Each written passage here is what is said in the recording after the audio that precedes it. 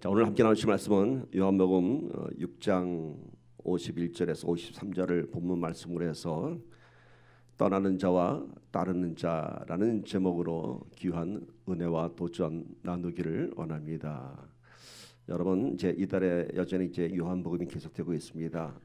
요한복음은 사복음서 중에서도 특별히 주는 메시지가 많습니다. 그러니까 여러분 늘 깊이 묵상하시고 말씀 가운데 거하시기를 부탁드리겠습니다.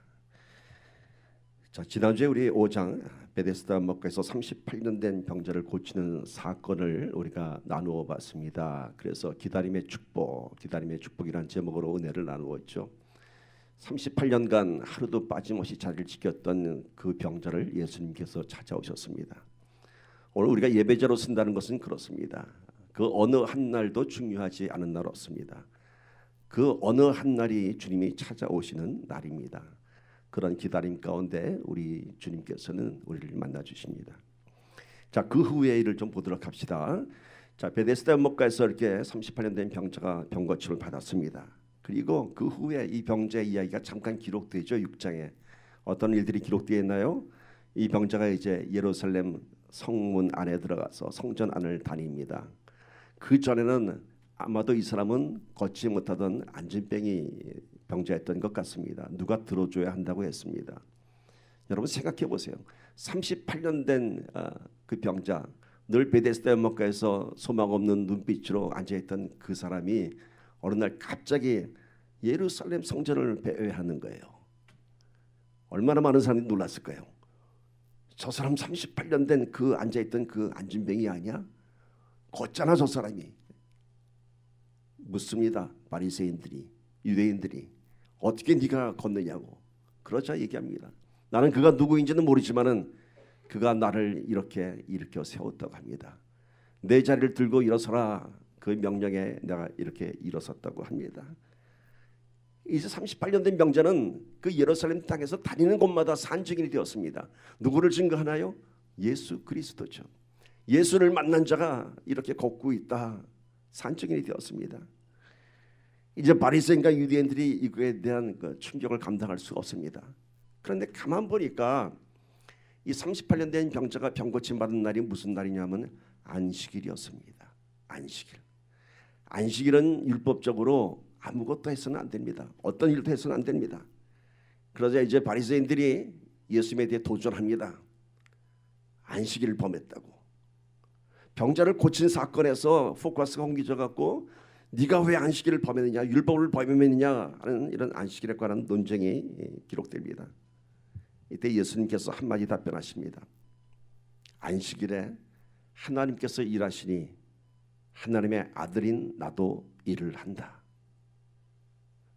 여러분 이게 무슨 뜻일까요? 두 가지가 포함되어 있습니다. 안식일에도 하나님은 일을 하신다. 안식일은 누가 정했죠? 하나님께서 율법으로 그들의 백성에게 주셨습니다. 그러니까 하나님은 누구시냐면 율법에 매이신 분이 아니라 율법을 만드신 분이죠. 율법을 만드신 분은 율법에 구애받지 않죠. 창조자 하나님은. 그래서 하나님은 그 안식일에도 일을 하실 수 있습니다. 또 예수님께서 훗날 이 안식일로 논쟁이 있을 때 그런 얘기했죠. 너희가 키우는 양의 구덩이에 빠졌을 때 그날 안식일이라고 너희의 양을 안 구출해내지 않겠느냐? 그런 질문하시죠. 그러니까 하나님은 안식일에 상관없이 영혼을 구원하시는 분입니다. 그러면서 뭐라고 얘기하냐면 내가 바로 그 하나님의 아들이다. 그러니까 하나님께서 안식일 날 일을 하시니 나도 일을 한다. 나는 하나님의 아들이다. 비로소 이날 예수님은 당신이 하나님의 아들임을 선포합니다. 자, 이런 일로 인해서 누가 제일 충격을 받았을까요? 바리새인들과 종교 지도자들은 여전히 예수님에 대한 도전과 그런 예수님에 대한 거부하는 마음이 크죠. 근데 정작 충격받은 것은 누구냐면 예수님을 따르는 제자들이었습니다. 제자들이었어요. 왜 놀랐을까요? 아니 그러고 보니까 우리 예수님이 안식일을 범했네. 율법을 어겼네. 그리고 예수님께서 뭐라고 얘기해요? 나는 하나님의 아들이라고 얘기합니다. 이들이 가는 생각은 놀라움과 두려움이었습니다. 예수님이 안식일을 통치하시는 분이야? 하나님의 아들이야? 그러면서도 한편은 두려웠습니다. 왜? 율법은 그들에게 조상 대대로 내려오는 어길 수 없는 법이었습니다. 그리고 예수님께서 하신 말씀, 내가 하나님의 아들이다라는 이 말씀 앞에 제자들은 점점 더 깊은 고민과 갈등에 빠졌습니다. 하나님의 아들이라고, 하나님의 아들이라고, 그것이 받아들여지지 않았습니다. 이것은 그 당시에만이 예수님을 거부하는 현상이 아니었습니다. 오늘도 마찬가지입니다. 교회는 나오는데 예수가 믿어지지 않는 사람들 많이 있습니다. 은혜는 경험하는데 아직 내 안에 예수가 받아들여지지 않는 사람들. 이 제자들처럼 똑같이 왜 예수가 하나님의 아들이고 왜 예수가 구세주가 되어야 하는가, 이런 원천적인 질문들이 가슴속에 있는 가운데 교회에 앉아있는 사람들이 많이 있습니다. 지금 오늘 이 제자들도 마찬가지였습니다. 이들은 예수님과 함께 다니면서 수많은 표적을 경험하면서도 이날 한 예수님께서 내가 하나님의 아들이다라고 하는 이 파격적인 선포에 대해서 감당할 수가 없었습니다. 그들이 알고 있는 예수는 어떤 예수였나요? 왜 이들이 예수님의 이 말에 충격을 금치 못하고 놀랍고 두려워했을까요? 요한복음 6장 41절 42절 보세요. 이들이 이렇게 얘기합니다. 자기가 하늘에서 내려온 떡이라 하심으로 유대인들이 예수에 대하여 수근거려 이르되 이는 요셉의 아들 예수가 아니냐? 그 부모를 우리가 아는데 자기가 지금 어찌하여 하늘에서 내려왔다 하느냐? 이 유대인들은 종교 지도자 바리새인들만 해당되는 것이 아닙니다. 예수를 따르던 수많은 군중들, 바로 이 앞에 오병이의 표적을 보였을 때 뒤따랐던 그 많은 군중들도 같은 부류입니다. 이들이 뭐라고 얘기해요? 아니 자기가 어떻게 하나님의 아들이라고 하느냐? 어떻게 하늘에서 내려온 떡이라고 하느냐? 수근거립니다. 저 예수는 요셉의 아들 아니냐? 나사렛의 요수, 목수의 아들 아니냐? 내가 아는데, 그 부모를 내가 아는데 어떻게 자기가 하늘에서 내려왔다 하냐? 바로 이겁니다. 뒤에 보면 이렇게 얘기합니다. 우리가 그의 형제들도 안다고 합니다. 근데 그가 어떻게 하나님의 아들이냐? 여러분, 이날 예수님께서 내가 하나님의 아들이라고 선포했는데 이들은 뭘 봤어요? 예수님의 육신적인 족보를 본 거예요. 요셉의 아들 아니야. 근데 어떻게 하나님의 아들이야? 이날 제자들의 생각이 충돌되는 것은 당연한 것입니다. 그리고 이들이 기대했던 예수님, 이들이 알고 있던 예수는 어디까지였냐면 놀라운 표정을 보이는, 능력을 보이는 선지자까지였습니다. 그냥 놀라운 능력을 보이는 선지자. 따라서 이들의 믿음은 그 표적을 구하는 것에서 더 발전할 수가 없었습니다.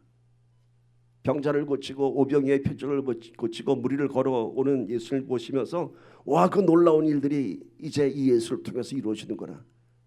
오직 그 표적을 구하는 믿음. 예수님께서는 이들의 생각이 여기까지인 것을 알고 계셨습니다. 그래서 예수님께서는 말씀하십니다. 이 모든 일들이 바로 내가 하나님의 아들인 것을 증거하는 일이다. 요한복음에 기록된 7가지 표적이 바로 하나님의 아들 예수 그리스도의 신성을 증거하는 일이라고 얘기했습니다. 그러니까 예수님께서 얘기하세요. 내가 지금 하나님의 아들이라고 얘기했는데 너희들이 믿지 못하는 건 알고 있어. 그러나 너희들이 지금 눈으로 보고 있는 이 모든 사건들이, 내가 율법을 폐하면서까지 이렇게 병자를 고치는 일들이 바로 내가 하나님의 아들인 것을 증거하고 있는 것이다. 그러나 너희의 생각과 너희의 시선은 오직 표적에만 머물러 있다는 것이에요. 표적을 통해서 자기네들이 필요한 육신의 필요의 만족에 머무르지 말고, 한 끼의 떡을 해결했던 오병이의 사건에서 머무르지 말고, 너희가 원하는 유대 땅의 해방, 로마로부터의 해방을 원하지 말고, 너희가 이 사건들을 통해서 하나님의 아들인 나를 영접하고 영적인 영혼의 문제를 해결해야 한다는 것이죠. 그러면서 얘기하십니다. 아버지가 맡긴 일을 할 수 있는 하나님의 아들인 나를 너희가 믿고 따라야 한다는 것입니다. 그러나 제자들과 많은 군중들은 자신이 하나님의 아들임을 스스로 드러내며 영생과 구원을 언급하는 예수님의 말씀을 들으면서 더욱 혼란스러워졌습니다. 오늘 본문 말씀 봅시다. 요한복음 6장 51절 53절입니다. 나는 하늘에서 내려온 살아있는 떡이니 사람이 이 떡을 먹으면 영생하리라. 내가 줄 떡은 곧 세상의 생명을 위한 내 살이니라 하시니라. 그러므로 유대인들이 서로 다투어 이르되 이 사람이 어찌 능히 자기 살을 우리에게 주어 먹게 하겠느냐. 예수께서 이르시되 내가 진실로 진실로 너희에게 이르노니 인자의 살을 먹지 아니하고 인자의 피를 마시지 아니하면 너희 속에 생명이 없느니라. 여러분, 오늘 이 말씀을 들으면서 제자들은 더욱 혼란스러우신 것입니다. 나의 살을 먹지 아니하고 나의 피를 먹지 아니하면 너희 속에 생명이 없느냐. 이 말을 이해할 수가 없죠. 그러면서 이런 얘기 하잖아요. 어떻게 자기 살을 우리에게 줘 먹게 하겠느냐. 어떻게 우리 보러 자기 살을 먹으라고 그러고 자기의 피를 먹으라고 하냐. 이게 도대체 무슨 말이냐. 마치 니고데모와의 고민과도 같습니다. 니고데모는 바리새인 중에서도 지도자급에 해당하는 사람입니다. 근데 이 사람이 예루살렘에 내려와서 행하는 그 놀라운 표적들을 보면서 예수를 찾아왔죠. 어떻게 해야 하나님 나라에 들어갈 수가 있느냐. 그러니까 예수님께서 뭐라고 그러셨죠? 물과 성령으로 거듭나지 않고는 아버지께로 올 자가 없느니라. 니고데모는 찾아올 때 예수님 당신이 하시는 모든 일은 하나님이 아니면 할 수가 없는 일입니다. 그것에 대한 인정이 있었습니다. 믿음이 있었습니다. 그래서 하나님 나라에 대한 관심이 있었던 니고데모는 어떻게 하면 아버지 하나님 나라에 갈 수 있겠냐 물어봤더니 예수님께서 이런 말씀하시는 거예요. 사람이 거듭나지 아니하면 하나님 나라에 들어갈 수가 없느니라. 물과 성령으로 거듭나지 아니하면 도대체 이해할 수가 없는 말이었습니다. 그러니까 니고데모가 이런 얘기하죠. 아니 어떻게 사람이 두 번 태어납니까? 내가 다시 모태의 뱃속에 들어갔다 나와야 합니까? 그러니까 도저히 육적인 안목으로는 이해될 수 없는 말씀이죠. 거듭나는 것도 이해할 수 없고 물과 성령으로 거듭나는 것도 이해할 수 없습니다. 그럼 오늘 교회에 앉아있는 모든 사람들은 이 말씀을 다 이해하실까요? 니고데모는 아직 예수 그리스도의 십자가 사건을 경험하지 못했고 부활한 사건을 경험하지 못했기 때문에 이런 말 한다고 하면은 오늘 수많은 교회에 앉아있는 수많은 성도들이 예수 믿는다고 하는 사람들이 오늘 물과 성령으로 거듭나야 아버지 나라에 들어올 수 있느니라 하는 이 말을 이해할 수 있을까요, 여러분? 교회 다니는 사람한테 질문 던집니다. 예수 믿으세요? 하고 물어보면 뭐라고 대답하나요? 네 하죠. 왜? 교회 출석하니까. 난 예수 믿는다고 대답합니다. 다시 또 질문 던집니다. 그러면 거듭나셨습니까? 라고 물어보면은 많은 사람들이 이 부분에서 좀 당황스러워합니다. 물론 거듭난 사람은 당연히 대답하죠. 그럼요, 거듭났습니다. 그러나 아직 거듭나지 않고 예수의 제자들처럼 많은 의심과 불신과 갈등 가운데 그냥 성도인 줄 알고 교회에 앉아있는 사람들은 이 질문에 대답 못합니다. 거듭나셨습니까? 대답 못합니다. 그냥 교회 나오면 될 줄 알았는데 그냥 예수 믿는다고 하면 될 줄 알았는데 도대체 거듭난다고 하는 것이 무엇인지 그것이 이해되지 않습니다. 거듭나는 것, born again 한다 그러죠. 이것이 무엇일까? 제가 수요 예배에서 얘기했죠. 여러분 우리가 수요 예배 지금 성경 인물 시리즈를 하는데 그 메시지들이 거기서 끝나지 않습니다. 그 메시지들이 지금 다 주일날 설교까지 다 연관되고 있습니다. born again, 거듭나는 것이 무엇인지 아세요, 여러분? 내가 하나님께 완전히 장악되는 것입니다. 장악되는 것이 뭔가요? 하나님께 서렌더하는 것입니다. 내가 살았던 인생이 아니라 이제는 하나님께서 내 영을 주관하셔야 되고 내가 하나님께 모든 것을 다 손들고 나올 때 그때 거듭나는 것입니다. 이런 쉬운 예를 한번 들어볼게요. 좋은 컴퓨터를 샀습니다. 아주 좋은 사양의 비싼 컴퓨터를 샀습니다. 기도를 열고 컴퓨터를 부팅시켰습니다. 그런데 웬일인가 이게 다른 사람이 보내온 이메일이나 그런 파일들을 읽을 수가 없습니다. 다 뭐 깨져서 나옵니다. 왜 그럴까요? 분명히 비싼 사양의 컴퓨터를 샀는데 이게 내가 이메일을 읽을 수가 없어요. 왜 그럴까요? 그 안에 아직 한글 소프트웨어가 깔려있지 않기 때문이죠. 한글 소프트웨어를 깔아야지만이 누군가 보내온 파일들을 보고 읽을 수 있습니다. 예수님이 믿어지지 않고 아무리 말씀을 들어도 삶이 변하지 않는 이유는 내 심령 안에 영적인 소프트웨어, 주의 성령이 임하지 않았기 때문인 것입니다. 내가 주의 성령으로 장악되지 않았기 때문에 내 육신의 생각과 내 육신의 눈이 주님을 영접하지 못하는 것입니다. 그러나 성령이 임하면은, 영적인 소프트웨어가 내 삶을 장악하면은 그때 비로소 말씀이 깨달아지고 나의 지성적인 논리가 없어도 예수가 전적으로 믿어지는 것입니다. 오늘 이렇게 되기를 축복합니다. 이것이 거듭나는 것입니다. 그러면 질문하겠죠. 어떻게 거듭나야 하나요? 이것은 정말 우리의 노력으로 할 수 있는 것이 아닙니다. 우리의 노력에 해당하는 부분이 아닙니다. 여러분, 거듭난다는 것이 뭔가요? 다시 태어나는 것이죠. 그럼 거듭나기 위해서는 어떻게 될까요? 일단 죽어야죠. 죽어야 거듭납니다. 죽지 않고서는 거듭날 수 없습니다. 모세와 여호수아 그 인물을 통해서 우리가 출애굽의 역사를 보았고 가나안 땅을 정복하는 역사를 봤습니다. 이스라엘 백성들이 출애굽하고 그 광야에서 약속의 땅을 들어가기 전에 그 40년 동안 어떻게 됐죠? 그 땅에서 다 죽었습니다. 그리고 가나안 땅으로 들어갔습니다. 우리도 광야와 같은 인생에서 철저히 나의 육신의 생각들, 나의 육신의 그런 육신의 정욕들이 다 죽어야 하는 것입니다. 죽고 거듭나는 과정이 무엇일까요? 모세의 인생이 잘 비유해 주지 않습니까? Something. 육적으로 뭔가 잘 나갔던 사람. 그가 광야에서 80이 되기까지 nothing이라는 인생을 살았습니다. 그리고 다시 하나님의 사명을 받았을 때 그때 그는 everything이 될 수 있었습니다. 마찬가지입니다. 우리가 우리 신앙에서 이런 과정이 틀림없이 지나가야 됩니다. something에서 여러분 내가 죽어야 됩니다. nothing이 돼야 됩니다.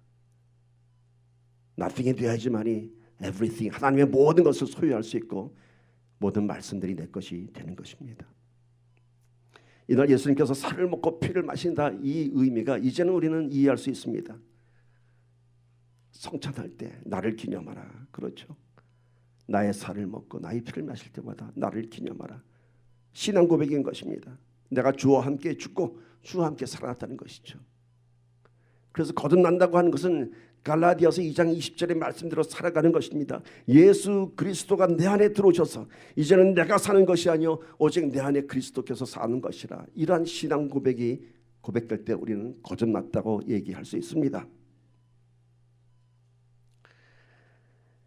이날 6장에서 우리는 안타까운 모습을 볼 수 있습니다.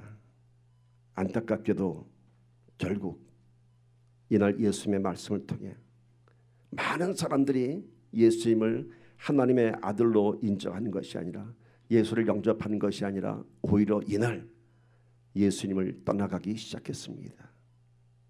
요한복음 6장 66절 보세요. 이게 또 왜 하필이면 666인지 모르겠네요. 보니까 이게 6장 66절이 이렇더라고요. 그때부터 그의 제자 중에서 많은 사람이 떠나가고 다시 그와 함께 다니지 아니하더라. 지금 요한복음 6장의 사건은요, 지금 그 앞에 놀라운 일들을 많이 본 다 목격자들이고 다 증인들이에요.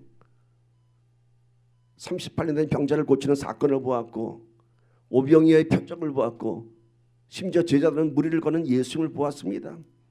그런데 오히려 뭐라고요? 많은 사람들이 떠나갔어요.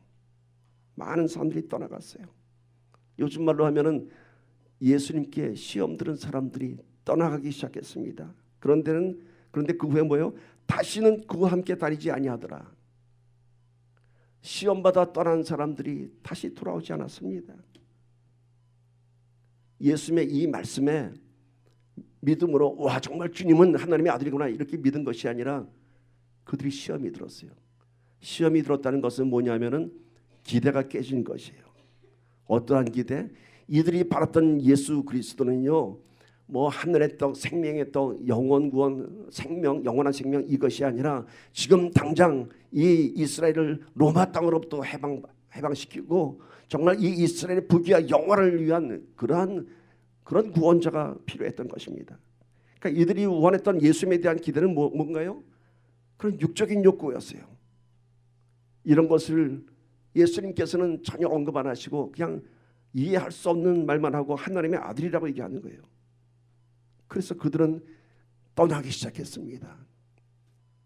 이때 예수님의 반응이 어땠는가요? 많은 사람이 떠나갔을 때 그의 제자들 중에서 많은 사람이 떠나갔다. 물론 우리가 생각하는 12제자는 아닙니다. 수많은 제자들, 12제자 외에도 수많은 제자들이 쫓아다녔고요. 수많은 군중들이 쫓아다녔습니다. 그런데 이때부터란 건 뭐냐면 예수 그리스도가 내가 하나님의 아들이라고 외치는 그 순간부터 나로 말미암지 않고는 아버지께로 올 자가 없느니라 구원과 영생을 외치는 그 순간부터, 즉 영적인 메시지가 선포되는 순간부터 따라간 거예요. 육적인 필요, 병자를 고치고 오병이어의 그런 떡을 먹이는 그런 육적인 필요를 채워줄 때는 많은 사람들이 모였었는데 이제 영적인 필요를 얘기하니까 따라간 거예요. 그런 건 필요 없어. 이때 예수님의 반응 보세요. 요한복음 6장 67절 봅시다. 예수께서 12제자에게 이르시되 너희도 가려느냐. 너희도 가려느냐. 수많은 사람들이 떠나는데 예수님께서 자기를 따른 12제자에게 얘기합니다. 너희도 갈 거야? 우린 여기서 참 예수님의 그런 외로움, 공허함, 철저한 고독감을 볼 수가 있습니다. 너희도 가려느냐? 이 말씀을 깊이 묵상해 보면은 우리는 우리 하나님의, 우리 예수 그리스도의 유일한 한계를 발견할 수 있습니다. 예수님은 전지전능하신 하나님의 아들이지만은 유일하게 무능하게 보이는 부분이 있습니다. 그게 뭔가요? 너희도 가려느냐? 떠나는 자를 막을 수 없는 예수님의 고통, 안타까움. 이것이 예수님의 무능함일까요, 여러분? 전지전능하시다는 하나님의 아들이 떠나는 그들을 왜 못 붙잡았을까요? 이것이 우리가 볼 때 예수님의 그런 안타까움이었습니다. 여러분, 믿음은 강제로 붙잡는 것 아닙니다. 예수님도 강제로 붙잡지 않았습니다. 신앙생활은 내 안에 순전한 마음으로, 순종하는 마음으로 나오는 것입니다. 강요돼서 떠밀려서 나온 것 아닙니다. 너희도 가려느냐? 그런데 그나마 위안이 되는 베드로의 고백을 볼 수 있습니다. 요한복음 6장 68절에서 69절 봅시다. 시몬 베드로가 대답하되 주여 영생의 말씀이 주께 있사오니 우리가 누구에게로 가오리까? 우리가 주는 하나님의 거룩하신 자이신 줄 믿고 알았사옵나이다. 베드로의 답변 가운데 어떤 답이 있죠? 영생의 말씀이 주께 있사오니. 다른 사람들은 예수님의 이날 이 말씀을 보고 황당해하고 당황해하고 받아들이지 않았지만은 베드로는 그것이 영생의 말씀인 것을 믿었던 것입니다. 많은 사람들이 떠나갔지만은 이날 베드로와 12제자는 예수님의 그 말씀으로 인해서 떠날 수 없다고 합니다. 비록 그 말씀이 이해되지는 않지만은 그 안에 영생이 있고 구원이 있기 때문에 우리는 떠나지 않겠다고 하는 것입니다. 그렇죠. 예수님께서 말씀하십니다. 그래. 그런데 너희 중에도 나를 배반할 자가 있느니라. 그러면서 처음으로 예수님께서는 가룟 유다가 다시 당신을 배신할 것을 언급하셨습니다. 예수님은 모든 일을 다 알고 계셨죠. 많은 사람들이 떠나갈 것도 알고 있었고 이날 영생의 말씀이 주께 있사오니 우리는 주를 따르리라 했을 때도 그 중에도 가룟 유다 한 사람은 나를 배반할 자가 있다는 것을 알고 계셨습니다. 많은 제자들이 예수님을 떠나는 장면을 보면서 그리고 2000년이 지난 지금 우리는 무슨 생각을 하게 될까요? 이날 6장에 많은 사람이 떠나는 것을 보면서 지금도 많은 사람들이 교회를 떠나고 예수를 떠난다는 사실, 그리고 12제자 중에 예수를 믿지 않는 가룟 유다가 있었던 것처럼 지금도 교회 안에 예수를 믿지 않는 자들이 더 많다는 사실을 알고 계십니까? 교회 안에 예수를 믿지 않는 사람들, 어떤 사람들일까요? 매우 평범한 사람들입니다. 매우 평범한 사람들입니다. 요셉의 아들, 그가 목수의 아들임을 알면서도 그의 기사와 표적을 따라다녔던 이스라엘 사람들처럼 예수님은 믿어지지 않지만은 영생도 구원도 그리 심각한 문제가 되지 않지만은 그저 예수 믿으면 뭔가 잘 되겠지, 막연한 기대, 내 육적인 문제를 위해서 나오는 그런 많은 사람들의 모습입니다. 예수를 믿지 않지만 교회에 나오는 여러 가지 모습들이 있죠. 성도 같지만 성도 아닌 사람들. 그런데 이런 사람들은 겉으로 보기에는 다 똑같은 사람 같아요. 은혜도 받고 기도도 하고 찬양도 하고 다 합니다. 그런데 교회에 앉아있는 그 목적이 다른 거예요. 이스라엘 백성들이, 수많은 제자들이 그가 저 예수 그리스도 목수의 아들 아니야? 그러면서도 그를 쫓아다닐 것은 그를 통해서 나오는 모든 권능과 표적을 보았기 때문인 것입니다. 마찬가지로 교회 다니니까 뭐 축복받는데, 기도하니까 뭐가 이루어진대, 뭐 그러한 막연한 기대들, 인생의 형통함을 위해서 나오는 사람들 많이 있지 않습니까? 1990년대 중반쯤에서 한국에 큰 부흥이 있었던 교회가 있었습니다. 미국 워싱턴 지역에서 목회하시던 목사님이 한국에 나오셔서 강남 지역에서 개척을 했는데 첫 번째 개척에서는 실패를 하셨어요. 그래서 다시 분당으로 들어오셔서 교회를 개척했는데 여기서 폭발적인 부흥이 일어났습니다. 아마 누군지 얘기하면 다 아실 거예요. 이때 수많은 사람들이 구름대처럼 그 교회로 몰렸습니다. 저도 갔었습니다. 저는 전도사 데일디입니다. 왜 가는지 아세요? 수많은 소문들. 와, 그 목사님 말씀 너무 좋대. 너무 좋대. 궁금했습니다. 어떤 말씀이길래 저렇게 사람들이 많이 모이나.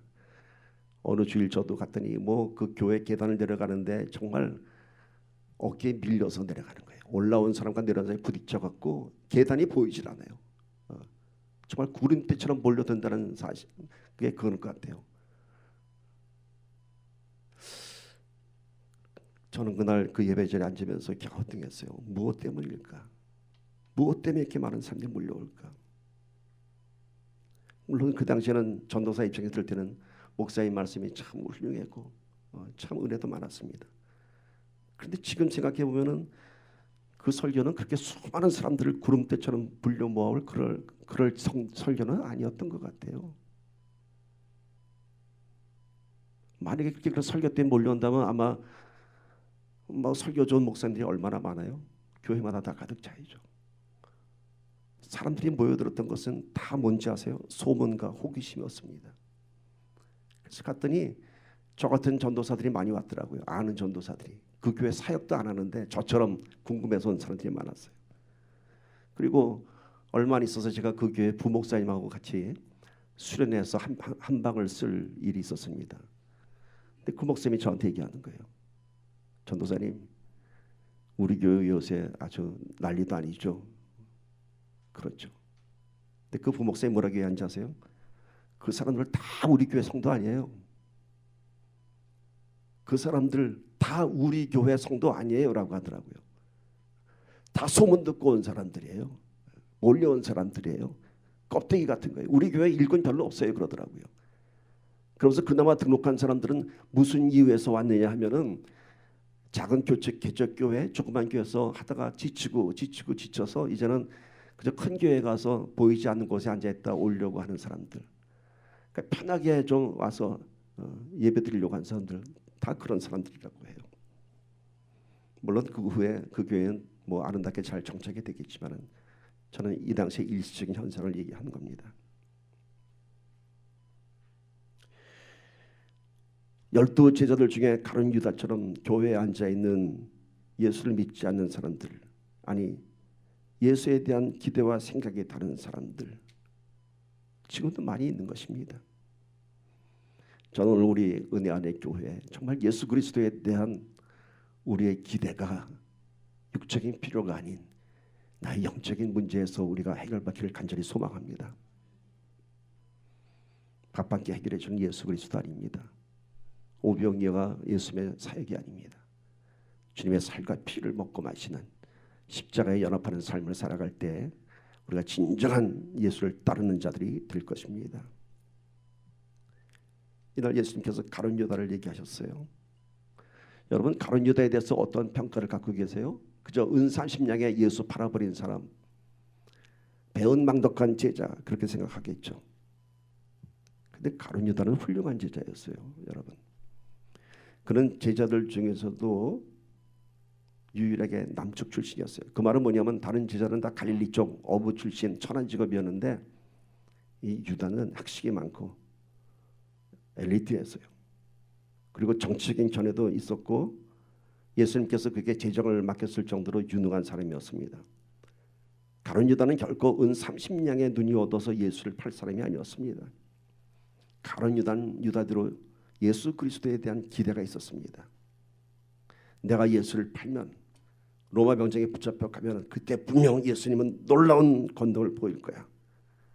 그때 이 땅에 비로소 해방이 올 거야 하고 그런 놀라운 반전의 역사를 기대했습니다. 언제 시간이 있으면 이걸 좀 더 깊이 나누겠지만 가룟 유다는 그걸 확신했습니다. 예수님과 눈빛을 교환하면서 마지막 만찬을 나눌 때 가룟 유다는 스스로 컨펌했어요. 그러나 그것은 착각이었죠. 가룟 유다가 예수한테 물어봤어요. 나니까? 그래, 너다. 가룟 유다가 생각한 것은 주여, 내가 오늘 밤에 할 이 행동이 이스라엘을 구할 행동입니까? 내가 그 구원의 메시지를 전한 자입니까?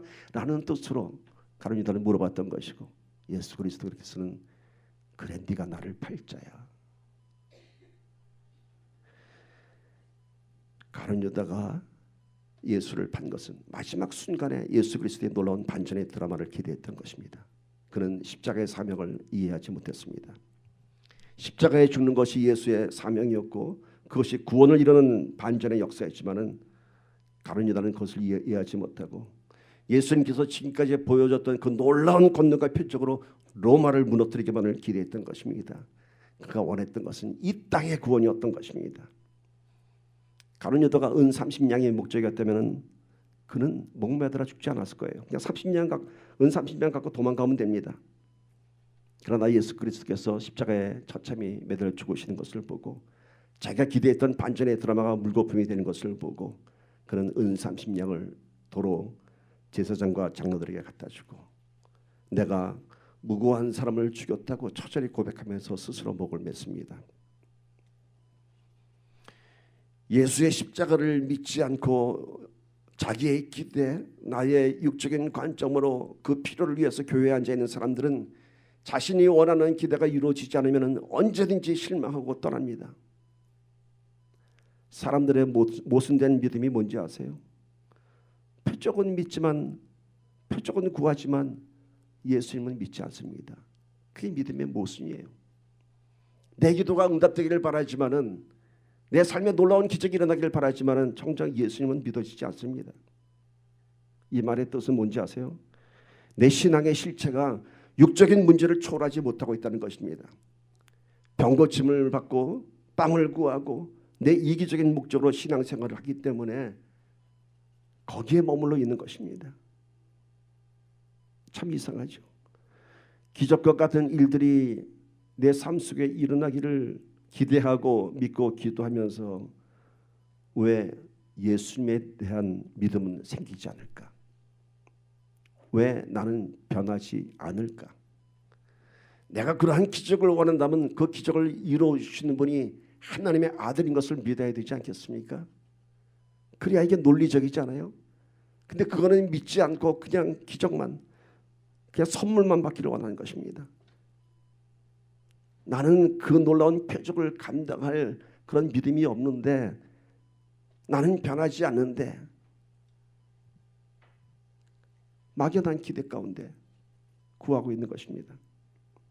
내가 변해야지만이, 내가 죽어야지만이, 내가 거듭나야지만이 예수 그리스도가 믿어지고 하나님의 권능에 임하는데, 나는 가만히 있고 나는 변하지 않고, 그리고 예수는 믿어지지 않는다고 합니다.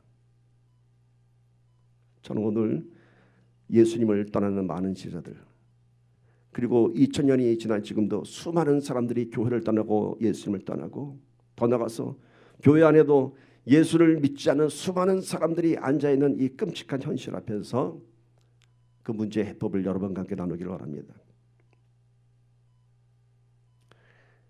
예수님의 말씀을 이해하지 못하고 떠나는 제자들을 보면서요, 그 해답을 어디서 구할까요? 첫 번째, 신앙은 이해가 아니라 경험하는 것입니다. 예수 그리스도는 우리가 이해할 수 있는 분이 아니라 우리가 경험해야 하는 분입니다. 성경의 말씀과 복음의 진리는 결코 우리의 지성과 이성으로 이해할 수 있는 것이 아닙니다. 오늘 우리의 존재는 극히 유한한 존재입니다. 우리의 생각과 지혜가 참 형편없는 존재입니다. 그러면서 어떻게 전지전능하신 무한하신 하나님, 그의 아들 예수 그리스도의 존재를 우리가 어떻게 우리 지성으로 이해하려고 합니까? 하다못해 개미도 코끼리 발등에 올라와서 코끼리를 다 볼 수 없습니다. 코끼리 꼬리에 올라탄 개미는 코끼리 꼬리가 그 다인 줄 알고, 코끼리 발톱에 올라선 개미는 그 발톱이 다인 줄 알 거예요. 코끼리 긴 코에 올라온 개미는 코끼리 콧구멍 보면서 그게 코끼리인 줄 알 거예요. 그게 우리의 모습이에요. 어떻게 인간의 지성과 노력으로 예수님을 알 수 있고 그 진리를 이해할 수 있겠습니까? 그런데 이해가 되지 않는다고 예수님을 안 믿는다면 그것처럼 무모한 논리도 없죠. 우리의 지성과 이해력이 얼마나 초라한 것인지 아세요, 여러분?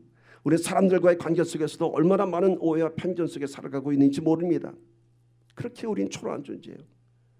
내 생각과 이해의 한계 속에서 서로를 이해하지 못하고 서로를 불신하고 미워하며 살고 있는 것이 오늘 우리들의 적나라한 모습입니다. 내가 믿어지지 않는다고 예수님이 없는 것 아닙니다. 내가 믿을 수 없다고 영생이 없는 것 아닙니다. 모르면, 믿어지지 않으면 그대로 받아들이세요. 너무 맹목적인 신앙 같아요? 아니요. 그래야지만이 경험할 수 있습니다. 좀 쉽게 비유해보죠. 우리는 컴퓨터 사용하면서 왜 이 컴퓨터가 이런 작업을 하는지 그 원리와 방식을 다 알지 못합니다. 그렇죠? 여러분 컴퓨터 하면서 지금 이 컴퓨터가 이 안에서 어떤 작업하는지 다 아세요? 모르잖아요. 그냥 컴퓨터가 하는 대로 우리는 쓸 뿐이에요. 그래서 우리는 컴퓨터를 사용하는 방법만 배우게 되죠. 우리가 컴퓨터 교육할 때 물론 이제 전문가들은 다르겠지만은 일반 사람들이 그 컴퓨터의 원리나 그 컴퓨터의 그런 모든 그 수학적인 연산 기호들을 다 알 필요 없어요. 옛날 도스 할 때도 얼마나 골치 아팠어요. 지금은 그냥 컴퓨터의 원리를 배우는 시대가 아니라 그냥 사용 방법을 배우면 되는 거예요. 그러나 컴퓨터의 원리를 이해하지 못한다고 컴퓨터 사용하지 않는 사람이 있습니까?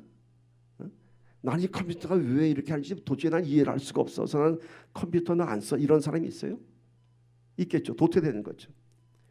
여러분, 원리는 몰라도 그 컴퓨터의 편리함과 그 유용함을 체험하기 때문에 우리가 원리를 따지지 않더라도 그걸 사용할 수 있는 것입니다. 이 컴퓨터의 그런 원리가 지성이라면 컴퓨터를 사용하는 것은 영성입니다. 믿음이 바로 그런 것입니다.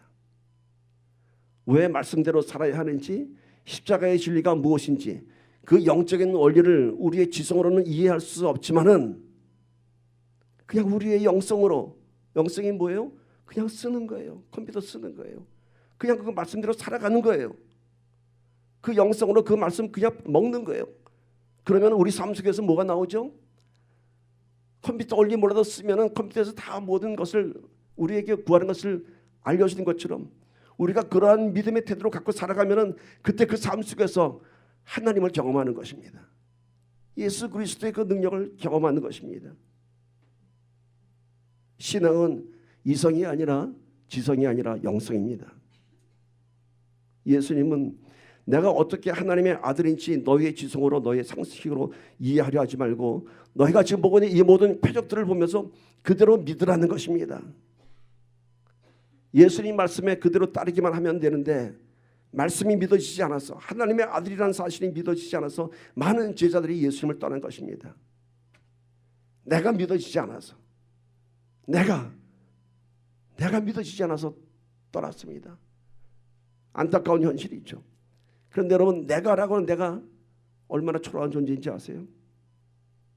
내 인생의 광야에서 만나를 경험하고 오병이어를 경험할 때는 내가 참된 신앙인 줄 알았는데 다시 세상의 거친 삶 속에 들어가서 하나님의 은혜를 잊어버린 그런 모습으로 살아가는 우리들을 볼 수 있습니다. 그게 우리들의 믿음의 현실이에요. 저는 지난주에 은혜기도원을 2번 다녀왔습니다. 참 마음이 아팠습니다. 텅 빈 기도원. 분명 그곳에는 우리들의 뜨거운 눈물이 있었고 우리들의 뜨거운 기도가 있었고 놀라운 하나님의 능력을 경험한 장소였습니다. 기적의 현장이었습니다. 수많은 사람들이 그곳에서 하나님을 경험했습니다. 그런데 지금은 너무도 황량한 기도원이 되고 말았습니다. 이것이 오늘 우리 현실입니다. 여호수아가 요단강을 건넌 후에 하나님께서 12개의 돌을 세우라고 말씀하셨습니다. 왜? 그 12개의 돌을 기념이 되게 하라. 그거를 보면서 내가 너와 함께 했던 일들을 기억하라 라고 얘기하는 것입니다. 우리가 경험한 그 모든 것이 일시적인 감동에서 사라지는 것이 아니라 내 신앙의 기념이 되게 하라는 것입니다. 은혜는 일시적인 경험이 아니라 내 심령에 새겨져야 합니다. 그때 우리는 비로소 예수 그리스도를 경험할 수 있고 예수 그리스도를 믿을 수 있는 것입니다. 이날 예수를 따르는 제자들 봅시다. 그들은 어떻게 예수를 따를 수 있었을까요? 그들은 어떻게 십자가를 질 수 있었을까요? 두 번째 우리의 해법은 영적인 감동은 십자가를 감당할 수 있습니다. 무엇이 예수님을 따르는 제자들이 되게 하였는가? 이들은 지성으로 이해할 수 없었고 논리적으로 설명할 수 없었지만은 이들에게는 분명 거룩한 경험이 있었고 예수님을 체험하는 은혜가 있었습니다. 이 예수님을 경험하고 체험하는 것은 표적의 사건이 아니라 기적을 경험한 것이 아니라 영적인 경험을 한 것입니다. 표적은 수많은 사람들이 함께 경험을 하였습니다. 오병이어의 그 베스다 평원에서 2만 명이 넘는 사람들이 다 함께 경험하였습니다. 그러나 수많은 사람들이 다 떠났고요. 그 사람들은 훗날 예수님께서 골고다 언덕 오를 때 침뱉던 사람들입니다. 그러나 이날 베드로와 함께 물론 다른 유다도 있었지만 떠나지 않은 제자들을 볼 수 있었습니다. 왜 이들은 예수를 따를 수 있었을까? 아마 이것을 보고 많은 사람들은 뭐 예수님과 가장 가깝게 있었던 사람이니 의리상 떠날 수 있었을까? 의리라고 생각할지 모르겠습니다. 과연 의리일까요? 물론 요즘도 보면은 의리로 신앙생활을 하는 사람들 많이 있습니다. 성도 간의 의리.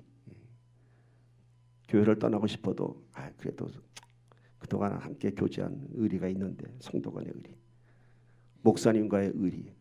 그래도 내가 목사님 봐서 내가 떠나면 안 되지. 이 자리는 그런 의리로 지켜지는 자리 아닙니다. 예수 그리스도를 경험한 그 거룩한 감동으로 지키는 자리입니다. 의리는요 쉽게 깨집니다. 사람에 대한 실망이 깨지면요 그냥 무너지게 됐어요. 예수님한테 시험들은 오늘 수많은 제자들을 보지 않습니까 여러분? 그 예수가 누구의 수많은 표적을 보였던 예수 그리스도인데 그냥 하루아침에 실망하고 말아요. 시험 들면 기대가 무너지면 의리는 사라지고 맙니다. 신앙생활은 의리가 아니라 우리가 거룩한 감동으로 하는 것입니다. 감동. 엔돌핀이라고 하는 호르몬을 많이 들어보셨을 거예요. 이 엔돌핀이 몸에서 이렇게 분출되면은 통증도 해소하고 아주 기분이 좋아진다고 하죠. 그래서 암 환자들한테도 이 엔돌핀을 많이 놔주죠. 근데 이 엔돌핀의 4,000배 효과가 있는 호르몬이 발견됐다고 하죠. 오래전에. 그 이름이 참 재미있어요. 다이돌핀이에요. 다이돌핀. 엔돌핀보다 4,000배 높은 그러한 효과가 있다고 합니다. 근데 이 다이돌핀은 언제 생성되냐면은 인간이 정서적인 감동받을 때 나온다고 합니다. 좋은 음악을 듣는다든지 아름다운 자연 속이라든지 사람과의 관계 속에서라든지 내가 응원하는 팀이 이겼을 때라든지 막 그런 감동, 격한 감동을 받았을 때 이런 다이돌핀이 배출된다고 합니다. 그리고 더 나가서 왜 다이돌핀인지 아세요? 죽을 때 나오는 호르몬이에요. 다이돌핀. 우리가 천국 갈 때 우리 안에서 다이돌핀이 쏟아진다고 합니다. 그래서 죽음이 결코 고통스럽지 않다고 합니다. 천국 가는 사람들은 분명 우리는 생체적으로도 감동을 하면은 우리 인생이 좀 행복감을 느끼게 되죠. 그 감동이 어떤 감동들이 있나요? 육적인 감동이 있죠. 맛있는 음식을 먹으면서 감동하죠. 야, 이거 진짜 맛있다. 진짜 맛있어. 그때 우리 안에 행복한 호르몬이 나오는 거예요. 혼의 감동이 뭔가요? 어떤 사랑을 받을 때, 아름다운 자연을 봤을 때, 어떤 감동받는 예술 세계에 들어갔을 때, 그때 혼의 감동을 받습니다. 그때도 우리는 행복감을 느낍니다. 그리고 영의 감동, 영적인 감동, 이게 뭔가요? 바로 우리가 얘기하는 성령 충만을 받을 때, 은혜 충만할 때, 이 영적인 감동은요 설명할 수가 없어요. 도저히 내가 지금 행복할 이유가 하나도 없는데 성령이 나한테 임하면 내가 말할 수 없이 행복한 거예요. 이 다이돌핀 그거하고 비유가 안 돼요. 영적인 감동, 이 거룩한 감동, 이건 내 안에 있는 속사람이 느끼는 감동이에요. 바로 이렇게 우리가 예수님을 바라볼 때 이러한 거룩한 감동이 우리 안에 충만할 때 우리가 비로소 거듭날 수 있는 것입니다. 이럴 때 우리가 예수를 따를 수 있습니다. 이럴 때 우리가 믿음을 증거할 수 있는 것입니다. 여러분, 우리가 이런 영적인 감동을 언제 받을 수 있을까요? 예수님의 놀라운 기적 가운데 이 38년 된 병자가 일어났을 때 이러한 놀라운 감동을 받았어요. 내가 일어서더니 용서의 회복, 내가 용서할 수 없는 자가 내가 십자가의 믿음을 붙잡았더니 용서할 수 있는 거예요. 이러한 믿음이 생기는 것이에요. 이러한 감동이 우리가 십자가의 삶을 감당할 수 있게 하는 것입니다. 내 안에 영적인 감동이 충만할 때, 내 영이 하나님의 영으로 장악당할 때, 그때 비로소 우리는 그 어떤 십자가도 감당할 수 있는 것입니다. 그래서 예수님께서 요한복음 6장 63절에서 이렇게 말씀하십니다. 살리는 것은 영이니 육은 무익하니라. 내가 너에게 이런 말은 영이요 생명이라. 살리는 것은 영이니. 사랑하는 여러분, 오늘 우리가 육적인 감동으로 살아가시겠습니까? 아니면 일시적인 우리의 혼적인 감동, 내 마음의 감동으로 살아가시겠습니까? 아니면 나를 살리는 영적인 감동으로 살아가시겠습니까? 십자가에서 살 수 있는 그런 성령에 거듭난 사람이 되어야 할 줄 믿습니다.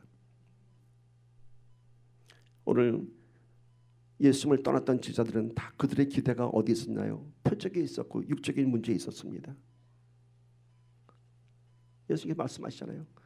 살리는 것은 영이니 육은 무익하니라. 너희가 구하고자 하는 것은 무익하다는 거예요.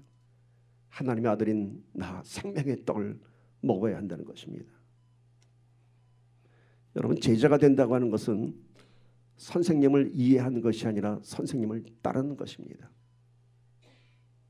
예수를 믿는 것은 예수를 이해하는 것이 아니라 예수를 따르는 것입니다. 다시 한번 얘기합니다. 예수는 이해할 수 있는 분이 아니라 경험할 수 있는 분입니다. 신앙은 거룩한 감동을 경험해야 하는 것입니다. 영적인 감동. 이런 거룩한 감동을 경험할 때 십자가의 길을 갈 수 있으며 그 십자가의 길을 감당할 때 우리 삶 속에서 놀라운 하나님의 권능이 나타날 것이고 우리가 표적의 주인공이 될 것입니다. 우리 안에 영적인 감동이 넘치면요, 그것이 내 안에 머물지 않습니다. 흘러 넘치게 됩니다. 옆에 있기만 해도 좋은 사람들이 있습니다. 누군지 아세요? 그 안에서 영성이 흘러나오기 때문에요. 그 안에서 아름다운 영성이 흘러나오기 때문에 옆에만 있어도 참 좋은 사람들이 있어요. 저와 여러분이 그런 사람 되기를 축복합니다. 이 거룩한 감동이 바로 성령의 감동, 우리의 지성과 이해를 넘어서 오직 성령의 감동으로 주님을 따르는 저와 여러분 되기를 축복합니다. 내 인생을 거듭나게 하는 영적인 감동, 예수님을 영접하게 되는 그러한 감동, 구원의 감격을 경험하는 감동, 이러한 성령의 감동을 어떻게 받을 수 있을까?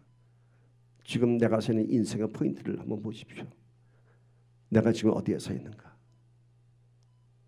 내가 something 같은 인생인가? 내가 nothing 같은 지금 광야의 한복판에 서 있는가? 아니면 난 지금 거듭난 인생으로서 everything을 경험하고 있는가? 오늘 떠나는 자와 따르는 자라는 말씀 제목을 보면서 두 가지 해법을 제시했습니다. 신앙은 이해가 아니라 경험하는 것입니다. 영적인 감동만이 십자가를 감당할 수 있습니다. 오늘 저와 여러분, 이제 주님을 따르는 성령으로 거듭나서 십자가를 따르는 저와 여러분 되기를 주님의 이름으로 간절히 축원합니다. 우리 함께 기도합시다. 오늘 말씀 다시 한번 마음속에 새겨보기를 바랍니다. 예수님을 떠났던 수많은 제자들을 보면서 그것이 오늘 우리들의 갈등이 아닌지, 오늘 우리 안에 던져지는 질문들이 아닌지, 예수님은 경험해야지만이 우리가 거룩한 감동을 우리가 체험할 수 있습니다. 우리 오늘 기도할 때 하나님, 정말 나의 신앙의 근본이 어디인가요? 나는 아직도 something, 무엇인가를 위해서 살고 있는 사람인가요? 아니면 광야 한복판에서 아직도 십자가에 매달려 있는가요? 이제 우리가 그 십자가에서도 완전히 죽기를 바랍니다. 그때 우리는 비로소 everything, 주님을 내 구세주로 영접하며 이제는 내가 사는 것이 아니요 내 안에 그리스도가 사시는 것이라 경험하는, 고백하는 이러한 위대의 백성이 될 줄 믿습니다. 우리 함께 기도합니다. 하나님, 주를 따르는 내가 되게 하여 주시옵소서.